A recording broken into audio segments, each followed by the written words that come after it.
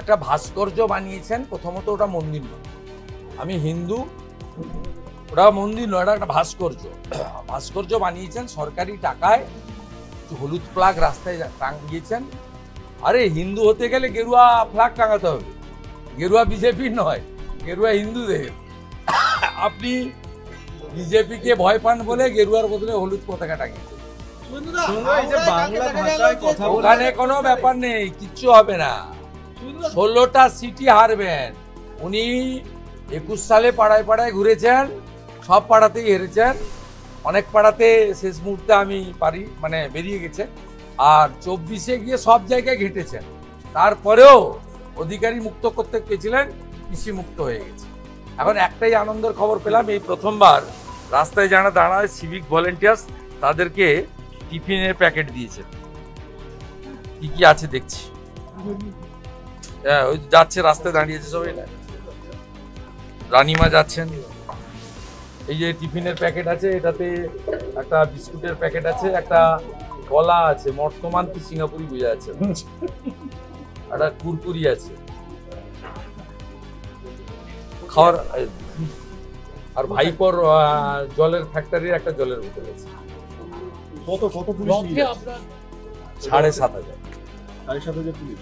রাজ্যের পরিস্থিতি লোক হবে না তো, আমি তো ওর থেকে বেশি লোক নিয়ে সিআর এভিনিউতে রথ টানবো। বেলা 12টার সময় কলকাতা, 3টের সময় পুরী থেকে মহাপ্রসাদ আসছে, আমাদের গৌরাঙ্গ মহাপ্রভুর মন্দির তমলুক, আমাদের বিতরণ শুরু হবে। 5 দিন ধরে পুরীর মহাপ্রসাদ হবে, গজা পেড়া না, আব্দুল চাচার হালাল মিষ্টি না। আর বিকেল 4টার সময় ইস্কন মেছেদার রথযাত্রা, 1 লক্ষ লোক। এছাড়া আপনি আগে বলেছিলেন যে আপনি আমার মাসির বাড়িতে রথ যতদিন থাকবে গোটা বাংলায় ডাক আছে, যে মালদার মথুরাপুর মানিকচকেরও ডাক আছে, দুনিয়ার ডাক আছে, হুগলিরও ডাক আছে, সব জায়গায় ডাক আছে। অতএব আমরা বরাবর করি, নতুন করবো। হালি হিন্দু সাজার জন্য মমতা কি করবে তার খবর রাখবো, কখন মর্নিং ওয়াক করবে, কখন ইভিনিং ওয়াক করবে, কখন সমুদ্রে হাঁটবে, কখন সমুদ্রের নিচে হাঁটবে, এগুলো বরঞ্চ আপনারা খবর রাখুন। ওখান থেকে তো গেছেন অনেকে। ও যার আলোকে আলোকিত, ওর পিসি মমতা ব্যানার্জিকে আমি হারিয়েছি। উত্তর দিলে চলে যান দীঘাতে জগিং করতে গেছে, ওর কাছে থেকে প্রশ্ন করুন, তার উত্তর আমার। একটা মারাত্মক বলছে যে আপনি কাকু থেকে আরো জেঠু হবেন, দাদু হবেন, কিন্তু পশ্চিমবঙ্গে কোনোদিন আপনারা ক্ষমতায় আসবেন না, তৃণমূলকে সরাতে পারবেন। ওর কথার উত্তর দেবই না।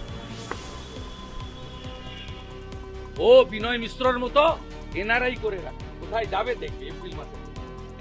2026-এর 30/4 2026-এর পরে ওকে ওর যেরকম টাকা তোলার মেন কালোয়াত বিনয় মিশ্র পালিয়েছে ভানুয়াতিতে, ও ঠিক করে রাখুক কোন রাস্তা দিয়ে পালাবে। বিজেপি আর তৃণমূলের কর্মসূচিগুলো হচ্ছে কমপ্লিমেন্টারি, সাপ্লিমেন্টারি একে অপরের। একমুখী করতে চাইছে, ধর্মভিত্তিক, ধর্মকেন্দ্রিক রাজনীতি করার জন্য। আর একটা সেকুলার দেশে আমাদের সংবিধান মানলে সরকারের কাজ এটা নয়, এটা থেকে দূরে থাকা, সহস্র যোজন দূরে থাকা। আপনারা জিজ্ঞেস করবেন না বিজেপি নেতাদের বড় বড় ভাষণ, অপারেশন সিঁদুর। আমরা চাই যে চারজন এই হত্যা লীলা ঘটিয়েছে, যে কায়দায়, যেভাবে, যে বর্বরতার সাথে 26 জনকে হত্যা করা হয়েছে, যে ভাষায় এই জঙ্গি সংগঠনগুলো বোঝে সে ভাষায় জবাব দাও আমরা চাই।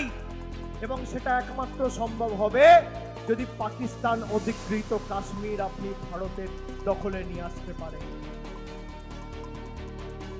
বড় বড় ভাষণ দেন, আমাদের পাকিস্তানি বলেন, আমাদের বাংলাদেশি বলেন। আজকে চিন্ময়ানন্দ প্রভু এতদিন ধরে জেলে, কবার খোঁজ নিয়েছেন? কবার খোঁজ নিয়েছেন যারা হিন্দু ধর্মের ধারক বাহক বলে নিজেদের দাবি করে? জগন্নাথ দেবকেও আপনারা ছাড়ছেন না। কি অবস্থা আপনাদের! আপনারা খালি মমতা বন্দ্যোপাধ্যায়ের হাত দিয়ে সেই কাজের শুভ সূচনা হয়েছে বলে আপনারা প্রভু জগন্নাথকেও ছাড়ছেন। কি অবস্থা! জয় শ্রীরাম বলে ভোট চাইতো, অযোধ্যাতে গোহারা হেরে গেছে। আপনারা দেখুন প্রভু রামের কি লীলা। যে অযোধ্যায় রাম মন্দিরকে সামনে রেখে সারা দেশে ভোট চাইল, সারা দেশে বলল জয় শ্রীরাম, আপকি বার 400 পার, 240-এ বাস আটকে গেছে।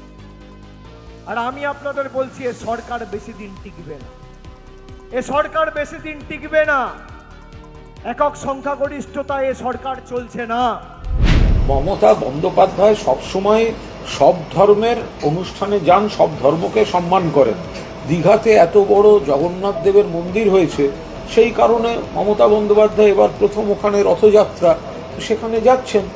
তো এটা রথযাত্রা কি বাংলায় নতুন নাকি? রথযাত্রা বাংলায় যুগে যুগে হয়ে এসছে।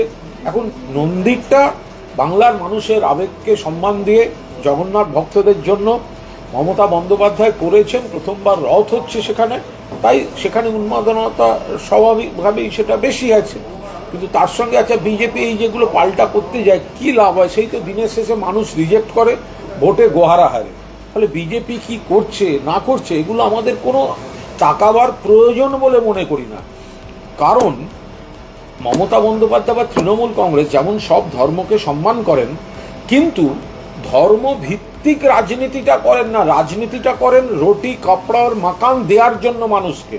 আর বিজেপি রুটি কাপড়ার মাকান করে না, তারা শুধু ধর্মের ভিত্তিতে মেরুকরণ করে। এইখানে হচ্ছে বেসিক তফাৎটা।